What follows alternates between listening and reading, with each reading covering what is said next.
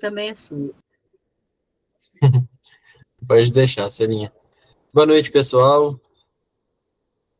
Sejam bem-vindos aí aqueles que estão chegando pela primeira vez, aqueles que a gente não vê há um tempinho, também é bom revê-los. E para aqueles que a gente se encontra toda semana, a mesma coisa. Muito bom encontrar com vocês aí todas as semanas para a gente poder continuar estudando aí o nosso livro dos Espíritos, né? Então, só para poder situar aí a todos vocês, nós estamos ainda no capítulo, né, sobre o retorno do espírito à vida corporal. Então, a gente já trabalhou aí diversas etapas desse processo. Na semana passada, a gente conversou um pouquinho a respeito da infância, né? Então, não sei se vocês estão lembrados, espero que sim. Se não, tem a gravação, tá lá no grupo de estudo. A gente já disponibilizou lá no grupo. Quando a gente conversou justamente a respeito da infância da criança, como que era quando a criança morria, né? Quando ela retornava ao mundo espiritual. Então a gente foi conversando sobre isso. E hoje a gente vai conversar sobre um tema que certamente cada um de nós já passou por essa situação que é a respeito das simpatias e antipatias que nós experimentamos ao longo da vida. Então, sabe quando aquela frase muito famosa que a gente diz assim: "Nossa, fulano de tal, você não tem ideia. O santo dele não bate com o meu de jeito nenhum. Eu não consigo ficar perto dessa pessoa. Num caso, ela não me fez nada, não aconteceu nada, mas no santo não bate." Como também, por outro lado, a gente esbarra e encontra com pessoas que a gente fala assim, não é possível que eu estou te conhecendo agora, não, tem, assim, parece que tem uma afinidade, uma conexão, que até aqueles que não acreditam em outras vidas falam que já estava escrito nas estrelas, né, já conhecia aí há muito tempo.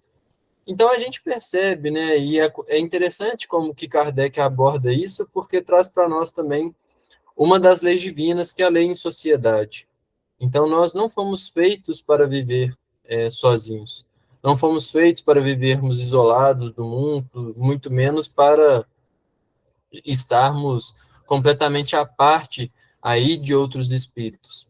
Então, nós só conseguiremos alcançar a angelitude, alcançar o nível ali dos espíritos puros, convivendo em sociedade, sabendo conviver com aquelas pessoas que são, sim, afins a nós, mas também com aquelas que, por enquanto, ainda não são tão simpáticas, né? A gente ainda possui uma antipatia em relação a essas pessoas. Mas isso é algo que é trabalhado, isso é algo que é conquistado, isso é algo que a gente tem que exercitar, porque quando a gente pensa nos espíritos puros, a gente não pensa que eles têm alguma antipatia. Tem a tromba amarrada para um, Jesus, não, eu não gosto muito do Pedro, não, sei lá, meu santo não bate com ele. Não existe isso entre os espíritos imperfeitos. Então a gente percebe que isso ainda faz parte da nossa imperfeição enquanto espíritos, mas que a partir do momento em que nós vamos nos transformando, vamos nos melhorando, a gente vai justamente perdendo essas antipatias, né? Ainda ontem eu conversava até lá com o Edson, com a Lucinha, e a Lucinha falou assim: Pedro, vou ser sincero, eu não tenho problema com ninguém, eu gosto de todo mundo, assim, não tem uma pessoa que eu não gosto. E é verdade, assim, quem conhece a Lucinha sabe, né? Ela gosta de todo mundo, ela, o Edson, conversa com todo mundo, mas também é verdade que existem aquelas pessoas que a gente não tem nada contra, mas que outras a gente tem uma maior afinidade, a gente lida melhor, encontra mais vezes. Então é sobre esse tema que a gente vai conversar na noite de hoje, quando Kardec, lá na questão 386, ele vai conversar aí, vai fazer algumas perguntas a respeito da simpatia e antipatia terrena.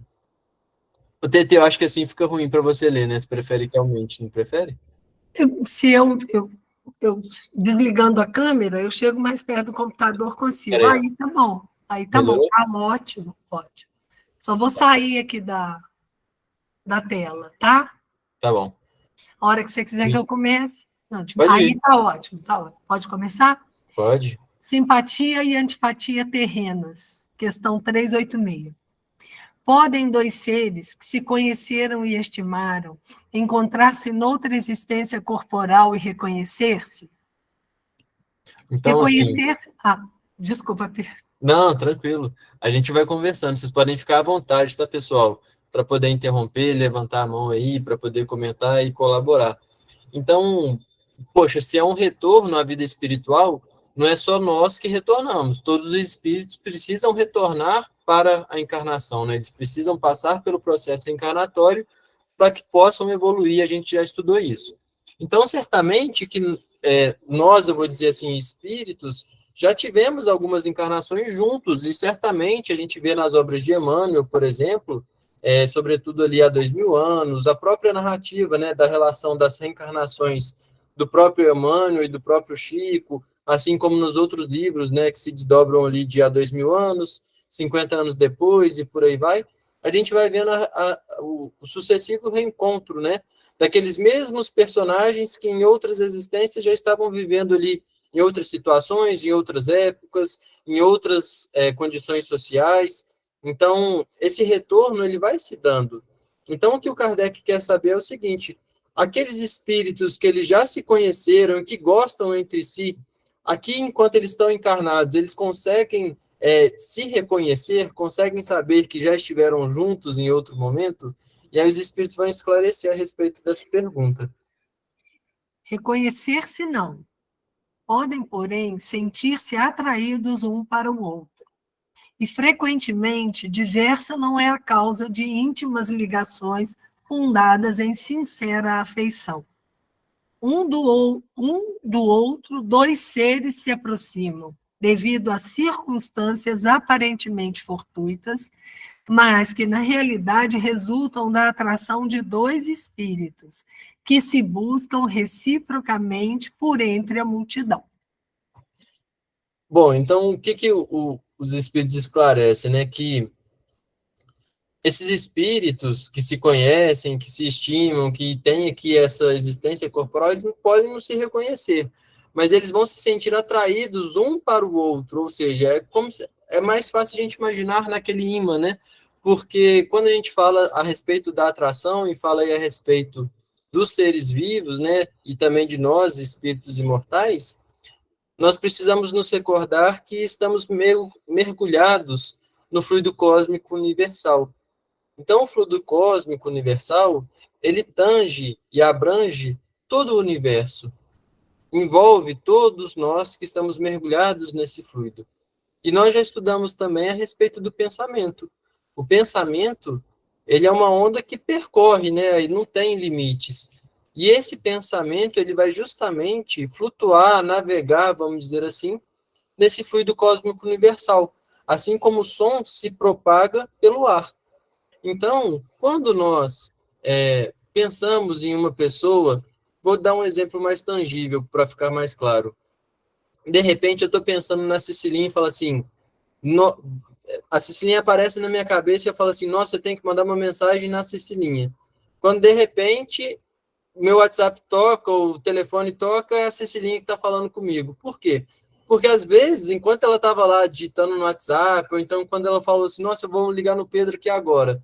Às vezes, o WhatsApp dela, mental, o pensamento dela, percorreu muito mais rápido pelo fluido cósmico universal, e a gente sabe que é assim que funciona, e eu, na época, na hora ali, estava sintonizado e consegui captar. Ou então, quando a gente está na rua e pensa numa pessoa, vira a esquina e encontra com a pessoa na rua. Essas coisas acontecem. E assim também acontecem com as simpatias e antipatias terrenas. Nós temos aquelas pessoas, aqueles espíritos pelos quais nós nos ligamos. E pelo sentimento, nós emitimos isso, nós exteriorizamos isso. E aí, pela atração, nós naturalmente vamos ficando mais próximos uns dos outros. Sabemos que, ao contrário daquele ditado popular, não são os opostos que se atraem, e sim aqueles que têm a mesma similaridade que vão se atrair. Então, aqueles que são caros aos nossos corações, a gente certamente vai estar perto um do outro. Por quê? Porque esses dois seres, eles vão estar se aproximando, vão estar se procurando, mesmo que de forma até mesmo não intencional, mas aquilo sai do coração, né? Aquilo já está preenchido, e aí, naturalmente, vai existir essa atração entre os dois que se buscam aí por toda a multidão que tem aí dos espíritos. É claro que também pode haver, mesmo que a gente se recorda aí, por exemplo, do André Luiz, né? lá no livro Nosso Lar, quando André Luiz ele é resgatado do umbral, se recordem que, que ele ficou lá por 8 anos. E a mãe dele, durante todo esse período, fazia prece, pedia, estava ali emanando, pensando e ligando a ele. Mas, por uma questão de vibratória, por uma questão ainda de diferenças de evoluções morais e espirituais, eles não poderiam ficar juntos. Então, não basta apenas desejar ficar junto, não basta apenas desejar se reencontrar com aqueles entes queridos. É necessário merecer e saber esperar o tempo certo também para que isso aconteça. No caso do André Luiz, depois que ele é resgatado e começa lá no Nosso Lar, começa a se melhorar e começa a ter um esclarecimento a respeito das coisas, depois ele encontra, de fato, ali no jardim com a sua mãe por alguns instantes. E nesse encontro no jardim, ele pergunta a ela, poxa, mas eu não posso ir com você?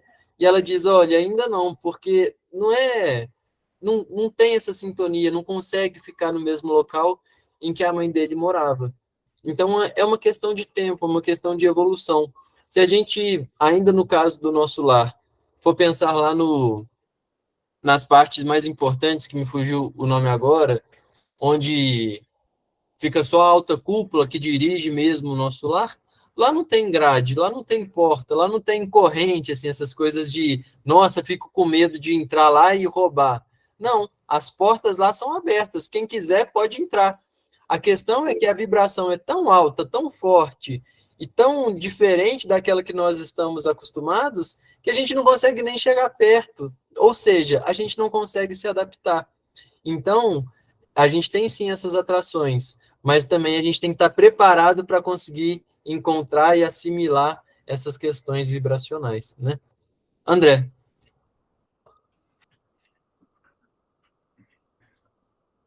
Boa noite. Primeiro, eu gostaria de agradecer o convite, a participação aqui, tá? Quando você está falando dessa questão da vibração, eu lembro muito de alguns episódios que são, principalmente aquelas pessoas que, antes de dormir, acaba vendo determinados filmes, determinadas cenas, e ela vai dormir e acaba sonhando com isso. Então, ela atinge um padrão vibracional nessas sintonias e acaba atraindo, tá, de forma até involuntária, espíritos que muitas das vezes vão perturbar o sono, aquele sonho que muitas das vezes perturbador as pessoas têm. Então, é aquela máxima que a gente tem, orar e vigiar, principalmente quando a gente vai para o nosso descanso, para que a gente tenha um equilíbrio mental em cima do que a gente se propõe no decorrer do sono e no processo da atratividade durante esse sono. André, seja muito bem-vindo, viu? Um prazer ter você aí com a gente. E foi um ótimo ponto que você tocou, porque muitos de nós temos aqueles entes queridos que já retornaram para o mundo espiritual, né? E muitas vezes a gente fica assim, poxa, mas será que eu vou encontrar? Será que agora que no sono físico eu me desdobro, eu vou ter a oportunidade de preparar e ir lá para poder reencontrar com eles, mesmo que seja por um instante? A grande pergunta é essa que o André fez, né? Será que a gente se prepara para tal? O que a gente assiste antes de dormir? Por isso que é tão importante, né? E aí, não é à toa que isso está na cultura popular, principalmente aqui no Brasil, né? Da mãe ou do pai, sobretudo ali com a criança, orientar, né? De fazer a oração sempre a hora que acorda e a hora que dorme. Por quê? Para já ligar ali, né? Pelo menos. Então, é muito importante essa questão da preparação, para a gente evitar assistir à noite. A gente poderia evitar todo. Não precisava ver, a verdade é essa. Tem coisa que é muito dispensável, né? Dependendo do que a gente quer, não tem necessidade de ver. Mas, sobretudo, nesses momentos antes de dormir, porque senão são coisas que muitas vezes as pessoas elas não imaginam e simplesmente não pensam a esse respeito, e aí começa a procurar assim, eu não durmo, eu tô com insônia, eu tô com isso, tô com aquilo, e começa às vezes a ficar refém de medicação, a situação começa só a piorar, sendo que às vezes um simples hábito que pode adotar, como a questão da higiene do sono, do uso do celular antes de dormir, de se preparar, de fazer uma leitura edificante, coisas de 10, 15 minutinhos, ler uma passagem, um trecho do evangelho em voz alta antes de dormir e fazer a prece, já muitas vezes resultaria numa melhora significativa aí do sono. Então, a gente manter esse padrão é, de fato, muito importante e muito bem lembrado aí, André. TT, vamos ver a 38. Preparar, Isso. né? Não lhe seria mais agradável reconhecerem-se? Nem sempre. A recordação das passadas existências teria inconvenientes maiores do que imaginais. Depois de mortos, reconhecer-se-ão e saberão que tempo passaram juntos. Aí está entre parênteses, eu acho que é o item 392, né? Isso mesmo, TT, porque na 392, que vai ficar para a semana que vem, essa questão, ele vai abordar justamente sobre o esquecimento do passado. Então, por isso que está sinalizado ali que vai abordar esse tema nas questões próximas, né? Então, olha só, não seria bom eu olhar para a TT e falar assim, nossa, TT, você foi minha mãe lá em Portugal, no século XVIII, cuidou tão bem de mim, agora a gente está aqui, apesar de não ser mãe e filho, mas o carinho é o mesmo. Seria ótimo, com certeza. Agora, mas e se eu lembrar assim, nossa, TT, você foi minha mãe lá em Portugal, no século XVIII, você me abandonou, eu tive que, aos 14 anos, vir para o Brasil, fui escravo, fiz isso, fiz aquilo. E aí, como é que eu vou lidar com a TT hoje em dia? Sabendo disso tudo, lembrando disso tudo.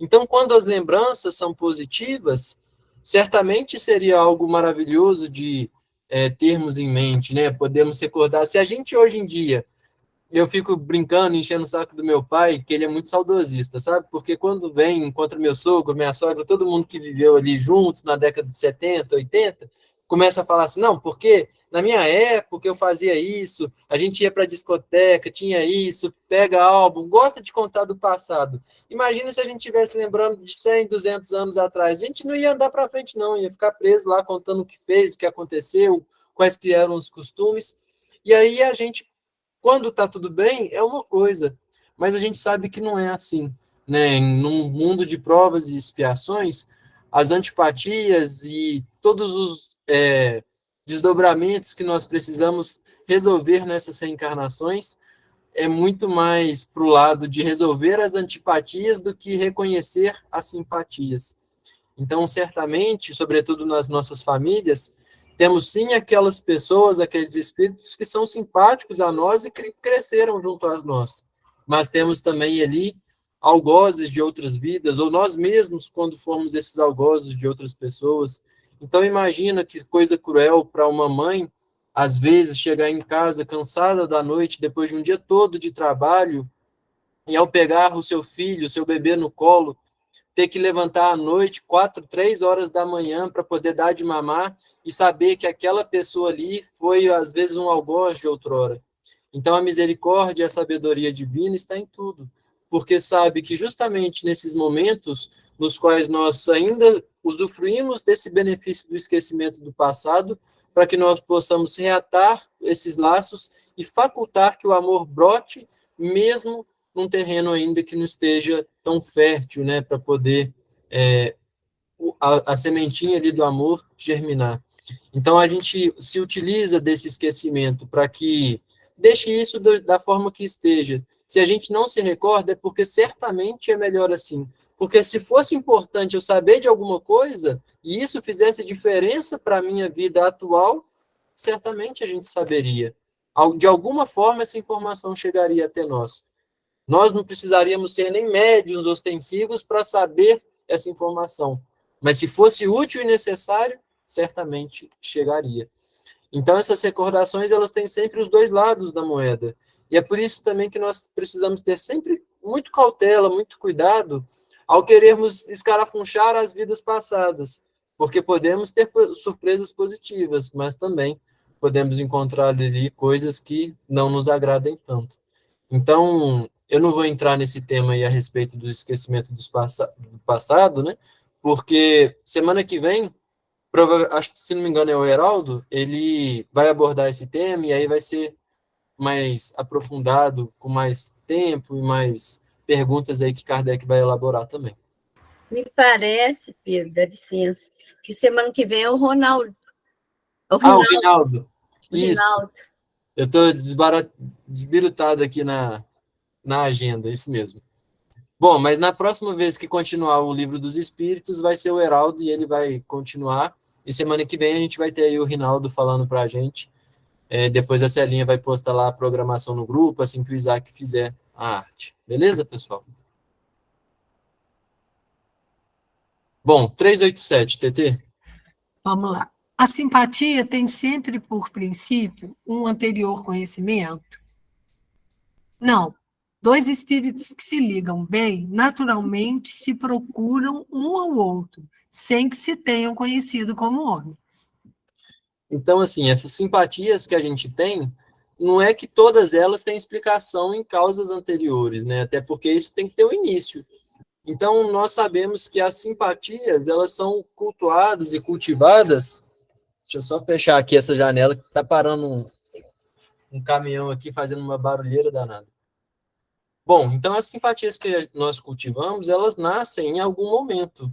Em algum momento existem laços, algo em comum que nos aproximam e que despertam essa afinidade, esse gosto que nós temos pelas pessoas. É fácil nós observarmos isso prestando atenção na nossa própria vida. Nas nossas fases de uma existência, vamos nos recordar, por exemplo, da infância. Quando garoto, a gente jogava futebol junto, e tinham aqueles meninos que gostavam muito de futebol e aqueles outros que às vezes não gostavam de jogar futebol. Então, naquele primeiro momento, o futebol era um motivo de simpatia e de união daqueles que gostavam de futebol. Então, eles se reuniam, eram mais próximos, porque tinham algo em comum. Aqueles que eram flamenguistas e eram inteligentes, aí eles tinham uma simpatia mais forte ainda entre eles. Aqueles que eram vascaínos, botafoguenses, aí como a Cecilinha, já tinha o clã dela, já tinha aquela ligação. E aí vai mudando naturalmente com as afinidades que a gente vai tendo, com os gostos, com aquilo que nós vamos cultuando e tendo como prioridade na vida. Assim é também nós, enquanto adultos, vamos observar aqueles que, por exemplo, chegam na doutrina espírita e que vieram, às vezes, de outra religião. Por exemplo, a doutrina espírita, o principal objetivo dela é a transformação moral. Quando nós desencarnarmos, nós não vamos ser perguntados quantas questões nós sabemos do Livro dos Espíritos, quantas vezes nós lemos as obras do André Luiz. Seremos questionados a respeito das nossas expiações, das nossas provas e das nossas missões. E aí, o que você fez com a informação que você teve? O que isso te transformou? O que você melhorou? Esse vai ser o questionamento.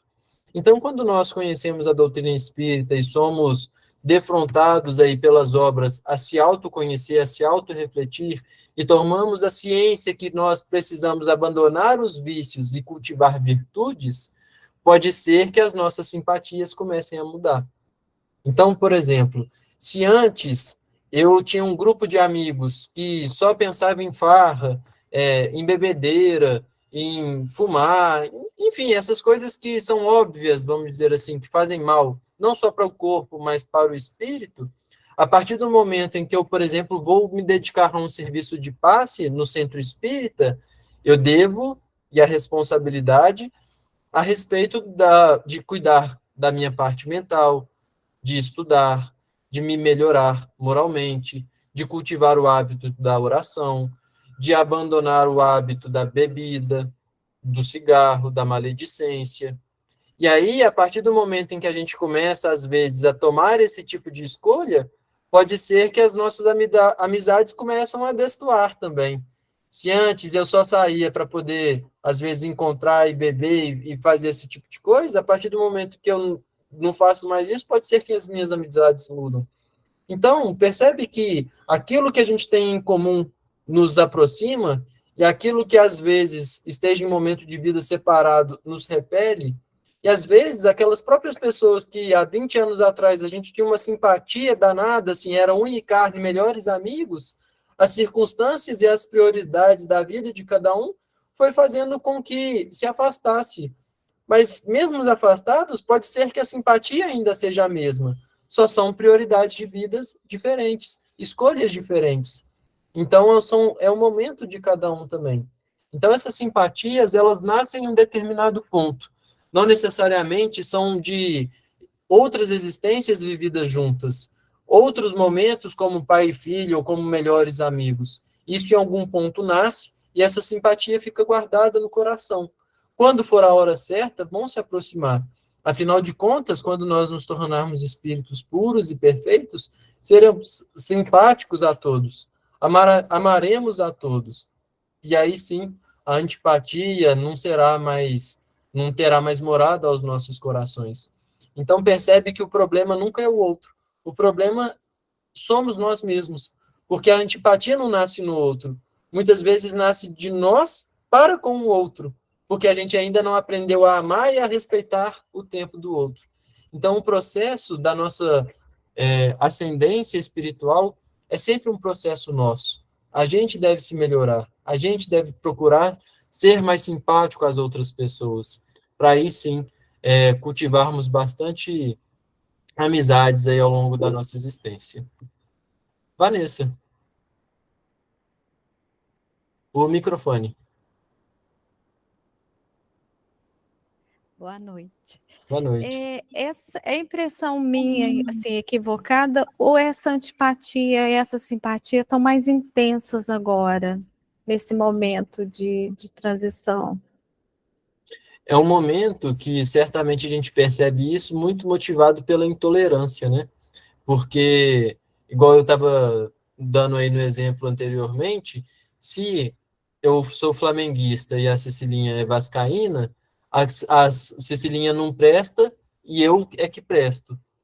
Sendo que não existe isso, né? E a gente vê isso em todas as áreas. É intolerância religiosa, é intolerância política, é intolerância de todas essas partes. Então, eu e a Cecilinha, certamente, eu estou pegando ela aqui para Cristo como exemplo, mas certamente a gente tem muitas coisas que nos aproximam, que pensamos igual e temos a mesma ali concordância, mas temos também muitas coisas que pensamos diferentes, deliberamos diferentes, e que faz com que a gente tenha amizade da mesma forma, que sejamos simpáticos da mesma forma. Não é porque ela torce para o time A, para o time B, que ela vota em A e eu voto em B, que isso faz com que nós nos tornemos simpáticos, antipáticos, né? Então, é um processo que a gente tem que amadurecer, mas também, por outro lado, é um processo do joio do trigo, né?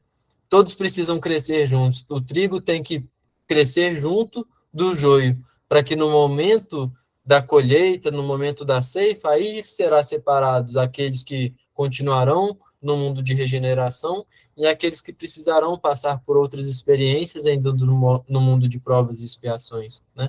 Então, eu acho que ainda está muito ligado nisso, as simpatias e antipatias. Muito a um processo de intolerância, sabe? Que tem crescido, sobretudo nas redes sociais, né? Onde os ataques eles se tornam, assim, voluntários a qualquer preço, porque está longe, você pode colocar outras pessoas, eu posso fingir quem eu sou, não tem problema nenhum, porque no corpo físico, nós ainda temos esse corpo para poder mascarar quem nós somos. Eu ainda consigo disfarçar de uma certa forma. Eu posso estar trabalhando em um local que eu odeio o meu chefe, e toda vez que eu vejo ele, ô chefinho, tudo bem? Como é que tá? Vai precisar de alguma coisa para o carnaval? Mas quando eu retornar ao mundo espiritual, a minha aura eu não escondo. O meu perispírito não tem como eu esconder. A gente não vê os guias relatando nos livros as auras e tudo mais, ou seja, às vezes aqueles espíritos não estão vendo, mas os superiores que têm a capacidade estão lá enxergando que você tem pavor do seu chefe. Aquilo está registrado no pensamento, está registrado na sua aura. Então, o corpo físico pode até mascarar, mas o corpo espiritual não tem como, né? A gente exacerba isso tudo. Não sei se esclareceu ou não, Vanessa. Não, é só que eu tenho ouvido muito assim, essa intensidade de antipatia e simpatia que estão colocando culpa na transição planetária. Mas eu vejo muito pelo lado da educação mesmo nossa com relação às redes sociais, à intolerância, a tudo. Eu acho que é mais o nosso comportamento do que a transição em si. Ela traz isso também, né? Mas eu tinha essa dúvida, se é só eu que penso assim. Não, mas isso certamente, até porque tem uma questão do Livro dos Espíritos, que eu não me recordo agora qual, de cabeça, mas que toca nesse assunto também, sobretudo da regeneração, quando eles falam que é necessário que, em alguns instantes, o mal ele cresça, assim, tenha que se exacerbar, assim, para que as pessoas percebam e falem assim, nossa, isso, do jeito que está, isso é completamente inviável, né? Eu estou falando das minhas palavras aqui, certamente, para que o mal cresça tanto que seja uma coisa assim completamente intolerável, para que aí as pessoas vão se dirigem para o bem, busquem o bem, cresçam para o bem. Então, esses momentos de transição, certamente são esses momentos em que o joio e o trigo está crescendo, o mal está lá crescendo e as pessoas acham que isso não tem problema, né? Mas na hora da colheita a gente vai ser distinto, né? O joio do trigo. Deixa eu só ver a sequência aqui. André. Eu acho que essa questão da intolerância é uma das coisas que a doutrina mais nos alerta. É o vencer o orgulho que nós ainda temos muito aflorado. Enquanto a gente não vencer o orgulho, a gente ainda vai ver o outro de uma forma distorcida. Quando a gente tiver o princípio da humildade plena, principalmente figuras como Chico, ou mesmo como Divaldo, que a gente vai aceitar o outro como ele é, da forma como ele é, da expressão que ele é, muitas das questões da intolerância irão desaparecer. A gente ainda precisa vencer, e dentro da doutrina está bem claro, um dos grandes, ou talvez um dos piores males a serem vencidos é a questão do orgulho. E a gente precisa sistematicamente procurar isso. A gente está se afastando das pessoas porque a gente não concorda com elas, em vez da gente simplesmente aceitá-las, com seus defeitos, com as suas qualidades. Por que a gente tem que sempre olhar para o outro? Por que a gente não precisa estender a mão para o outro? É um processo de aprendizado. A gente ainda vai passar muito por isso. A gente vai olhar muito a internet e achar que as pessoas estão falando coisas que a gente se ofende profundamente, quando simplesmente é a expressão dele, é a vontade dele. Devemos aceitar as pessoas com os seus potenciais e com a sua forma que chegou até aqui. Muitas das vezes a gente não está parando para observar isso. Algumas situações básicas a gente vê muito, às vezes, em situações, quando a gente vai em lugares e a gente fica varrendo as pessoas de cima e baixo com o olhar, em vez de simplesmente aceitar as pessoas como elas são. Isso se chama vencer o orgulho, tá? Através da expressão plena da humildade. Certamente, André. E isso que você falou me fez lembrar de Jesus mesmo, né? Porque por mais que ele sempre esteja certo e quantas vezes a gente temou com ele estando errado e a gente estando errado, ele não violenta as nossas consciências, né? Ele dá o exemplo de conduta a seguir. Se a gente não quer, ele deixa ali, tá tudo bem. Quando você quiser, eu tô aqui para poder te ajudar. Não tem essa violência, né? Então, bem colocado também. Edu.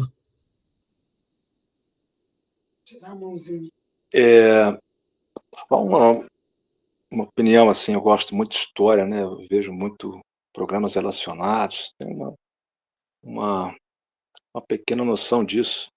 Eu penso que a humanidade nunca esteve tão, assim, mais empática, mais voltada para a simpatia do que hoje, né? Claro que, de vez em quando, chega uma leva de espíritos aí, talvez mais atrasados, né? Em alguns países com algumas culturas, como, por exemplo, a Rússia, o pessoal culpa lá o Putin, né? O presidente, o primeiro-ministro lá, mas será que é só ele, né? Se fosse só ele, né? Sem dúvida alguma, o povo de lá já tinha derrubado ele do poder há muito tempo, né? Às vezes se cria um orgulho nacionalista, tipo Alemanha, alguma coisa assim, para a Segunda Guerra Mundial, né? Essa guerra na Ucrânia, o que está acontecendo lá em Israel. Sem dúvida alguma, tem povos bem atrasados com relação a isso, né? E escapa um pouco, a nossa noção de cristianismo escapa um pouco a isso. Mas em relação à humanidade como um todo, né, são aí quase 8 bilhões de pessoas encarnadas, nunca no planeta teve tanta gente encarnada, a gente imagina que muita gente aí está naquele teste final, se vai ficar para regeneração ou não, né? Tudo bem, isso aí é um fator que a gente, enquanto espírita, reconhece nas palestras aí, né? Das últimas oportunidades e tal. Mas, a meu ver, a humanidade ela vem numa crescente de busca de igualdade, de respeito ao outro, dessa humildade que o André falou muito bem aí, né?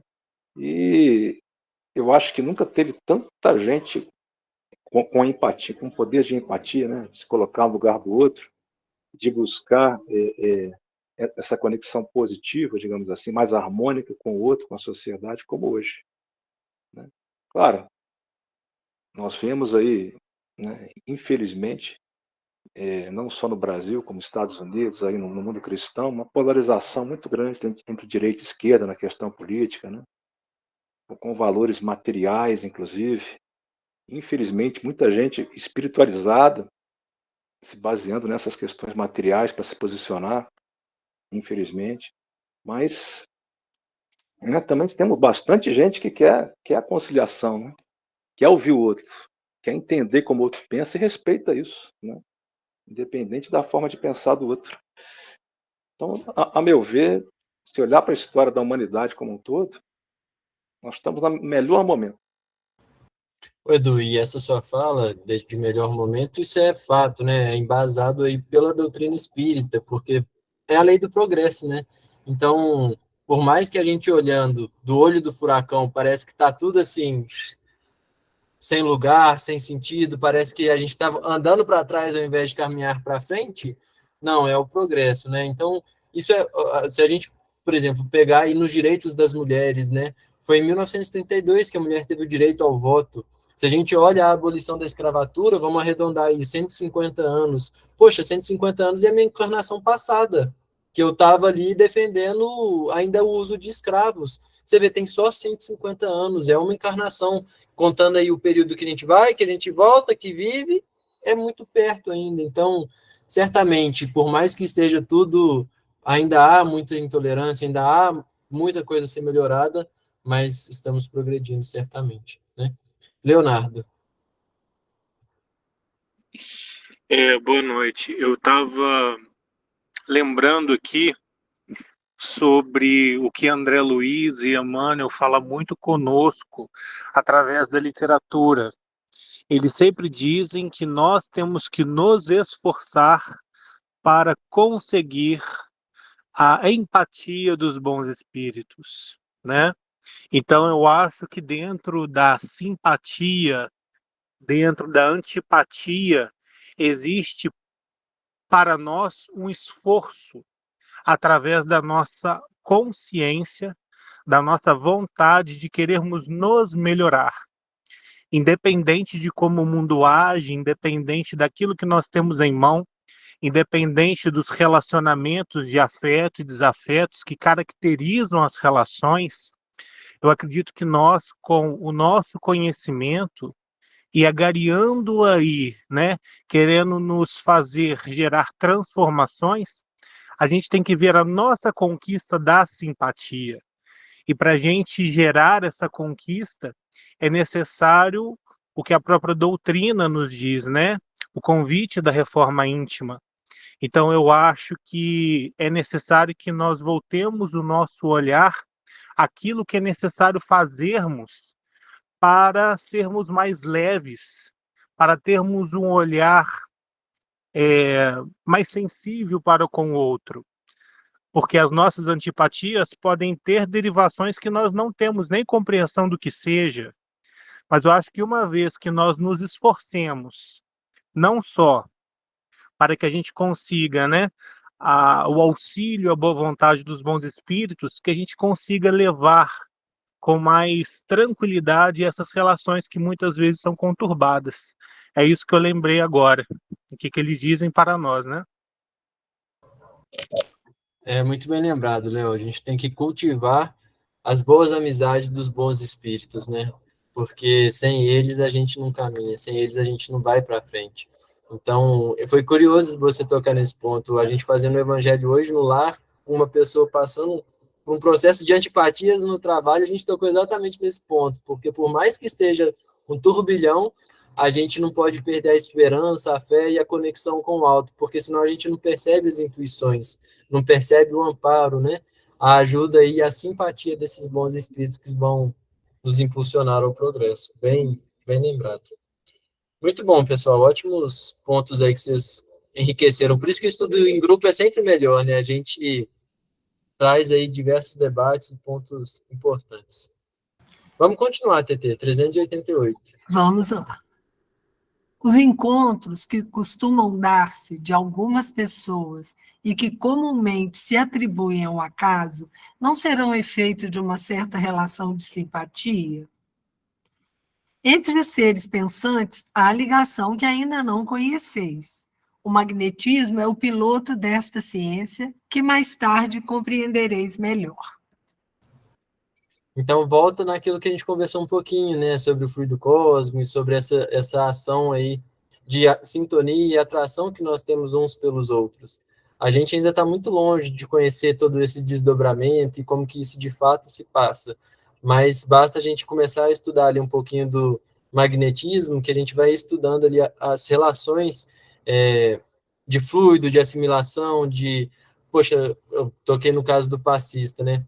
Como é que a gente vai transferir? Recebe um convite. Ah, Pedro, você consegue arrumar alguém para poder aplicar um passe lá no fulano de tal e tudo mais? Consigo. Aí vai lá o Edu e a Vanessa, os dois que colaboraram aí. Vão os dois lá aplicar um passe lá na casa da pessoa. Aí chega lá no passe para ver, a Vanessa é amicíssima daquela pessoa, estudou junto lá quando era criança, não lembrava e tudo mais. Só que essa pessoa era o caos, era a pessoa que pegava no pé do Edu a vida toda. Chega lá, como é que vai aplicar o passe? A Vanessa vai ter uma fácil assimilação, uma fácil doação para aquela pessoa. Mas para o Edu, ele pode até ser que doe. Será que a pessoa vai assimilar de certa forma, vai assimilar bem? Então, esse magnetismo vai nos ajudando a entender como que se dá, e que esse processo é muito mais complexo, e ainda tem outras estruturas muito grandes por trás, que a gente nem sabe que desconhece essas estruturas, né? Então, certamente, nós estamos ligados aí por atrações que nós desconhecemos. Eu agora me recordei de um vídeo, eu posso disponibilizar lá no grupo depois, que é uma criança narrando sobre as provas da existência de Deus. E aí ela pega na narrativa aquele universo todo, aquela galáxia gigantesca, e depois vai dando um zoom até o espermatozoide, o óvulo, e ela fala assim, poxa, entre 8 bilhões de pessoas no planeta Terra, do planeta Terra, milhões de mundos, milhões de galáxias, eu fui nascer do filho do meu pai e filho da minha mãe por obra de um acaso? Será que o acaso é que me fez cair onde eu deveria estar? A gente sabe que não é, né? Então, esse vídeo é bem bacana, eu vou colocar lá no grupo. Então, o magnetismo é que começa a explicar isso aí, mas certamente tem um conteúdo bem denso para a gente estudar bastante quando a gente retornar para o mundo espiritual e ao longo aí da nossa jornada enquanto espíritos imortais. 389, TT. E a repulsão instintiva que se experimenta por algumas pessoas, de onde se origina? São espíritos antipáticos que se adivinham e reconhecem sem se falarem. Pronto, agora ele já mudou a moeda. Antes ele estava conversando a respeito das simpatias, né? Por que não se conheciam, se era tão bom, né, poder relembrar, porque eram amigos, pessoas que já estiveram juntas em outras encarnações, ou que já eram simpáticas por algum motivo, mas agora ele começa a tocar nas antipatias, e ele pergunta se essa repulsão que instintivamente um tem pelo outro, como é que começa ela, né? De onde que elas surgem? E aí o que acontece é que esses espíritos, né, que são antipáticos, eles podem nunca ter falado nada e nunca terem visto naquela vida, mas podem se tornar antipáticos, né? Nesse exemplo aí que eu usei da Vanessa e do Edu, às vezes a antipatia, igual eu usei no exemplo ali, pode ter começado nessa própria encarnação. Enquanto está lá na escola, as crianças brincando, uma enchendo o saco da outra, aquelas coisas de criança, mas pode ser que isso leve para o coração e cause ali uma antipatia, né? Cause ali algum atrito que não seja solucionado, por exemplo. E às vezes vai carregando aquilo vai perdurando e por aí vai. Aí o Edu nunca mais viu essa pessoa, nunca mais encontrou. Daqui a 100 anos, os dois se encarnam lá na Itália, por exemplo, nunca nem tinham se visto, mas quando se encontram no trabalho ali a primeira vez, causa aquela sensação estranha. Nossa, mas que coisa esquisita, assim, não, sei lá, eu nunca vi essa pessoa na minha vida, mas eu não tive uma sensação boa com ela. Por quê? Porque essa antipatia não precisa ser dita, porque é questão fluídica, é uma questão de pensamento, de sintonia, de fluidos. Então, quando não casa, não precisa ter acontecido nada nessa reencarnação. São antipatias que certamente já se ocorreram em outros momentos das nossas existências, né? 390, TT. Vamos lá. A antipatia instintiva é sempre sinal de natureza má. De não simpatizarem um com o outro, não se segue que dois espíritos sejam necessariamente maus. A antipatia entre eles pode derivar de diversidade no modo de pensar. A proporção, porém, que se forem elevando, essa divergência irá desaparecendo e a antipatia deixará de existir. Pronto, isso é muito importante, porque aqui ele faz uma distinção muito clara, que antipatia não significa superioridade ou inferioridade, que um seja ruim e o outro seja bom. A antipatia pode ser que se dê com espíritos ali até mesmo das mesmas classes, certamente que não são ainda muito elevados, mas que não tem desejo nenhum de fazer mal a outra pessoa. Às vezes um não está desejando mal para outro e vice-versa. Mas se um acha que o certo é o A e o outro acha que o certo é o B, aquilo gera uma antipatia, gera pontos de vista opostos. E que se isso toma uma escala, pode gerar e cultivar essa antipatia. Então, aí tem dois pontos. A antipatia pode ser, sim, gerada por uma sensação, por um desejo má. Eu quero fazer uma vingança, eu quero acabar com a vida do outro, eu quero prejudicar, enfim. Isso é, sim, uma coisa má e gera, sim, uma antipatia. Mas, por outro lado, nós podemos ter ali pontos de vista opostos, mas que não é necessariamente desejar o mal para aquela pessoa. Eu só não concordo, mas aí isso causa uma repulsa, né? Eu não vou ficar ali perto daquela pessoa, não vou me relacionar com aquela pessoa. A gente vai seguir por caminhos diversos, mesmo eu não desejando mal para aquela pessoa. Porém, à medida que nós vamos nos elevando, essa divergência ela vai passando, ela vai deixando de existir. E aí isso vai dando lugar à simpatia. E quando a gente faz uma autorreflexão, a gente se pega pensando em quantos momentos nós nos tornamos antipáticos às outras pessoas por coisas da matéria. Coisas que, assim, vão acabar. Não tem importância nenhuma. Às vezes a gente compra briga de pessoas que a gente nem conhece, que elas nem sabem que a gente existe. Coisas que, para nós, enquanto espíritos, não acrescentam em nada. E a gente está arrumando sarna para coçar nas próximas reencarnações à toa. Então a gente tem que ter muito cuidado em cultivar essas antipatias, né? Em não cair nessas armadilhas de antipatias materiais, de antipatias do terra a terra, que vão nos prejudicar moralmente. André.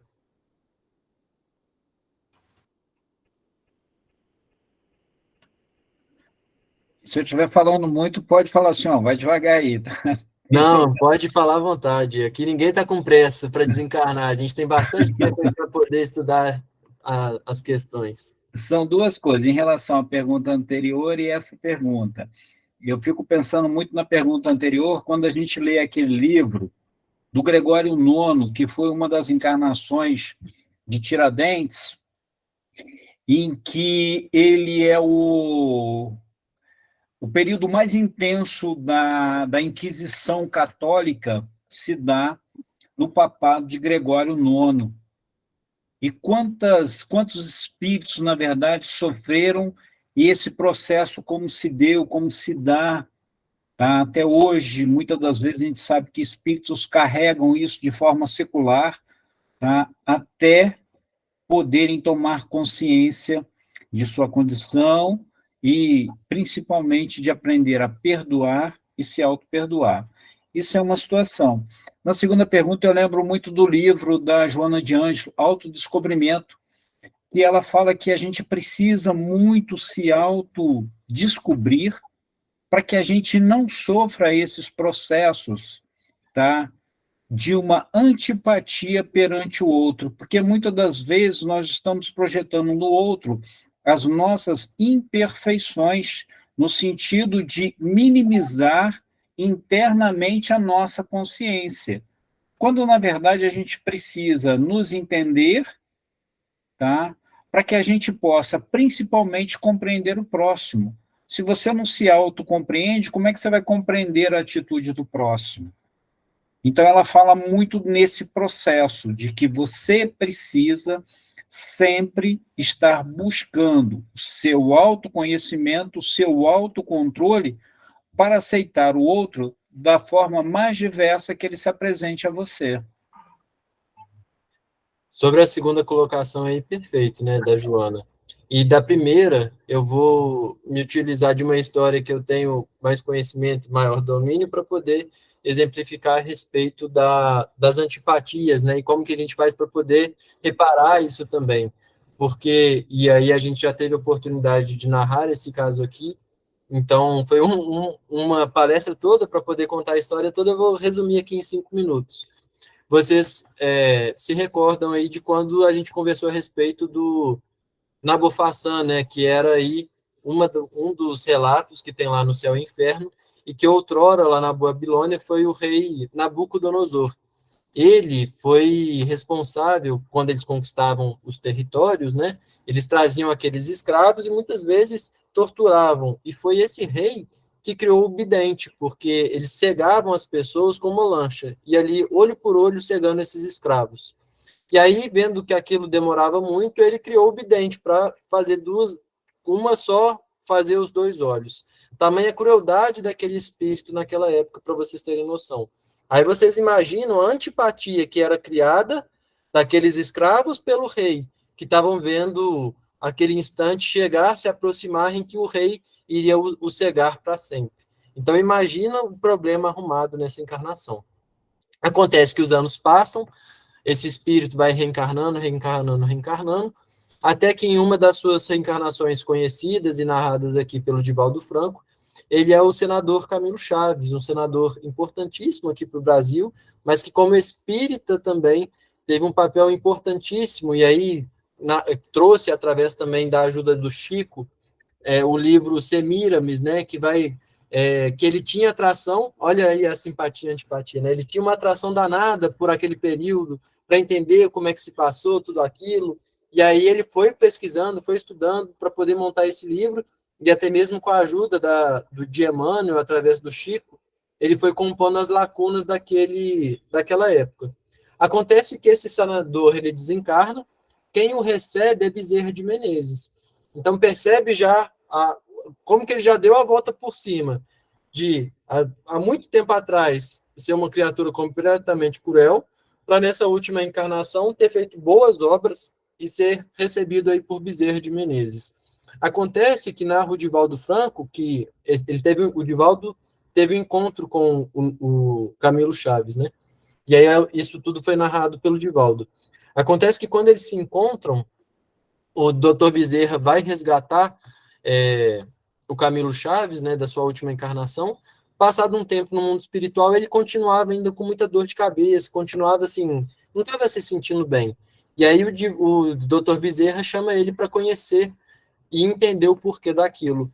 Leva o Camilo Chaves numa região de trevas, umbralinas, onde aquelas pessoas que estavam ali, e eram várias, estavam gritando assim, Nabucodonosor, Nabucodonosor, com muita raiva, com muita ira.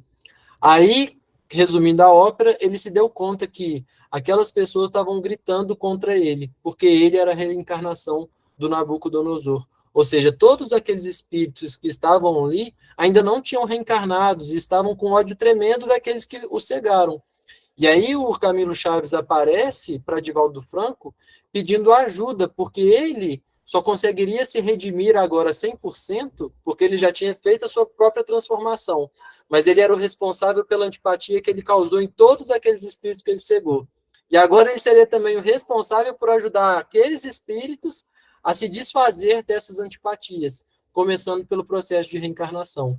Então, o Camilo Chaves pede ajuda a Divaldo para que aceitasse na mansão do caminho aqueles espíritos babilônicos que ainda não tinham conseguido reencarnar, para que o Camilo começasse o seu processo libertador dessas dívidas.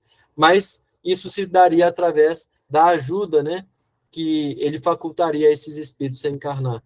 Então, percebe que é muito complexo, né, as nuances que vão envolver essas antipatias, e pode ser muito demorado os processos que a gente vai ter que passar para poder reparar todas as nossas antipatias que a gente já criou. Então, o primeiro ponto é, se a gente está no fundo está num poço, é parar de cavar para baixo, parar de cultivar antipatia boba. E o segundo ponto é se conhecer para que a gente não projete essas imperfeições no outro, como você bem trouxe.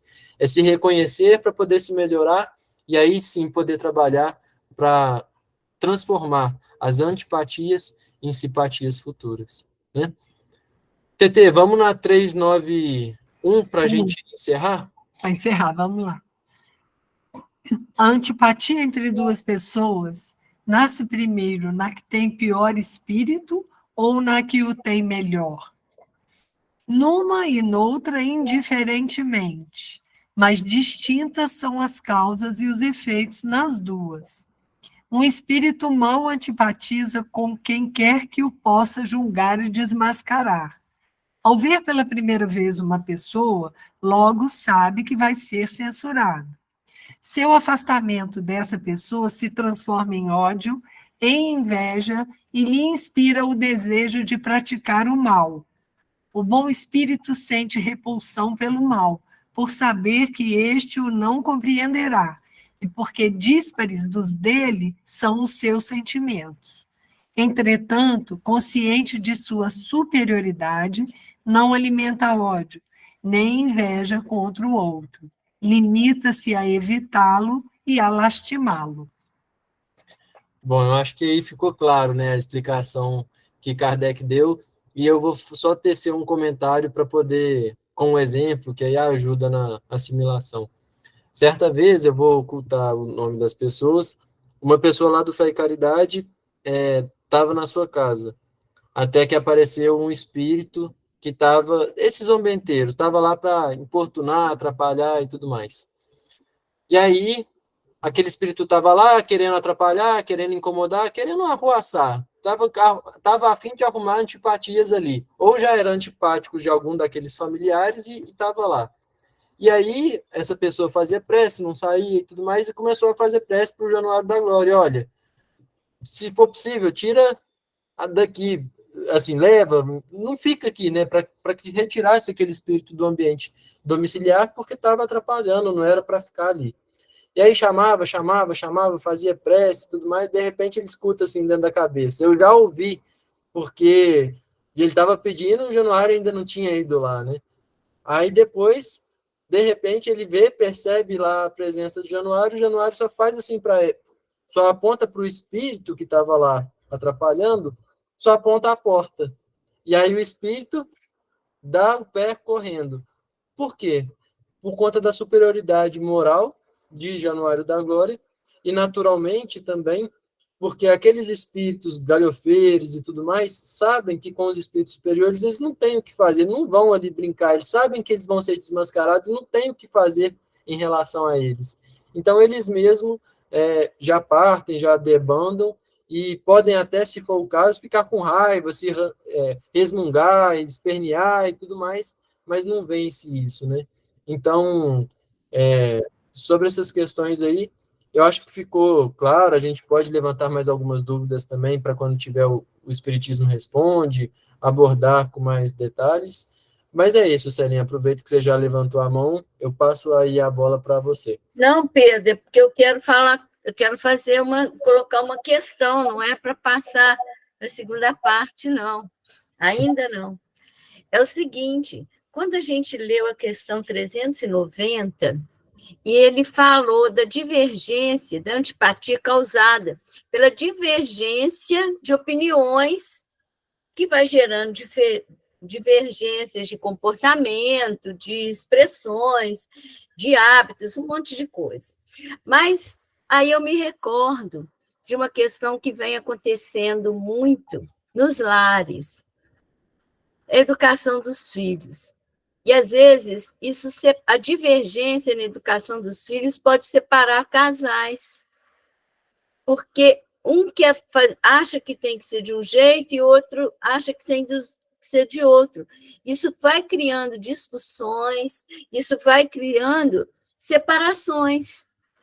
Então, é muito importante que também a gente seja vigilante quando algumas divergências sejam só divergências para praticar alguma coisa. Eu acho que o André falou uma coisa muito importante, que é a tolerância.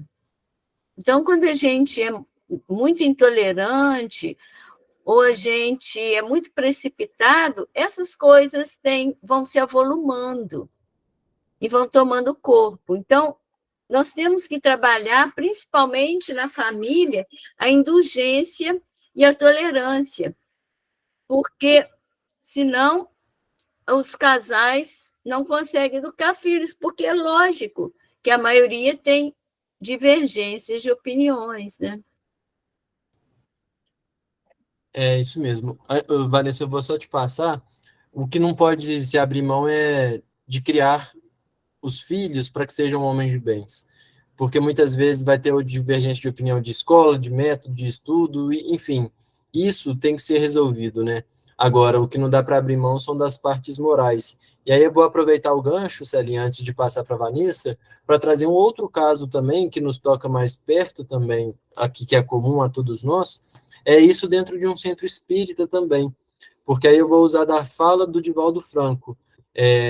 Ele disse assim, tem muito espírita e tem muitas pessoas que acham que estão indo em direção ao céu, mas estão cavando a sua cova em direção ao inferno. E que sentido isso?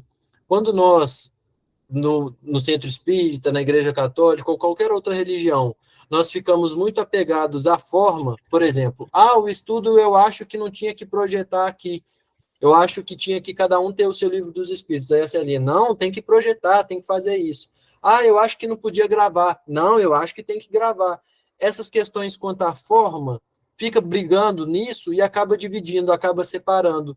E aí o mais importante, que é fazer o estudo, estar todos juntos na mesma vibração, fica de lado. Então a gente tem que ter muito cuidado nessas questões de criar essas antipatias em formas, coisas que não importam, e perder o que é essencial, né? Vanessa. Desculpa, vou interromper só mais uma vez, porque esse assunto ele é muito importante para mim, porque só essa semana eu lido muito com jovens, com meninos, adolescentes, e só essa semana, 3 estão querendo desistir da vida por antipatias familiares, antipatias na escola, ansiedade já de voltar. Então, a gente aqui está dentro de um grupo espírita, está dentro de uma casa espírita, a gente está aprendendo, mas assim, eu fico me perguntando como é que a gente chega até esses meninos que não têm essa estrutura, não têm essa oportunidade. E eu sei, a gente vai através da prece, através do exemplo, e falando que pode, eu dentro do meu trabalho, do meu limite, mas a gente... eu sinto falta da gente estender, sabe, isso tanto de oportunidades que a gente tem. Por exemplo, um estudo desse hoje, ele é riquíssimo. Eu queria tanto que essas crianças estivessem hoje, esses meninos estivessem hoje, pudessem ouvir isso e entender, né, que existe isso, que faz parte, que a gente tem que caminhar e ir superando isso. Mas é muito triste ver que eles estão desistindo por coisas que a gente sabe que dá para superar. Então, assim, enfim, é só um desabafo e, ao mesmo tempo, um pedido de socorro para que a gente leve isso para além, no que a gente puder, dentro das famílias, fora, nos ambientes, para salvar essas crianças. Obrigada, gente. Celinha.